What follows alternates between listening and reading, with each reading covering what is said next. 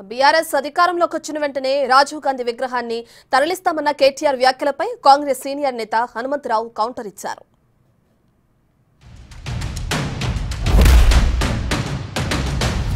నాలుగేళ్లలో మళ్ళీ కేసీఆర్ గారి నాయకత్వంలో తిరిగి తెలంగాణలో ప్రభుత్వం కూడా మనది ఏర్పడుతుంది. ఏర్పడ్డ తర్వాత వెంటనే తప్పకుండా రాజీవ్ గాంధీ గారి విగ్రహాన్ని అక్కడి నుంచి సకల మర్యాదలతో తొలగిస్తాం.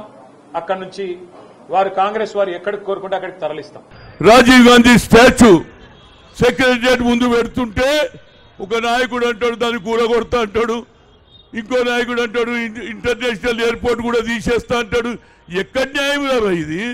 నువ్వు తెలుగు తల్లి పెడితే మేము వద్దన్నావు రాబాయి, నువ్వు పెట్టుకున్నావాడా? ఇది ఎక్కడ అన్యాయం అండి? నువ్వు తీసేస్తా స్టాచ్యూ పలగొడతా.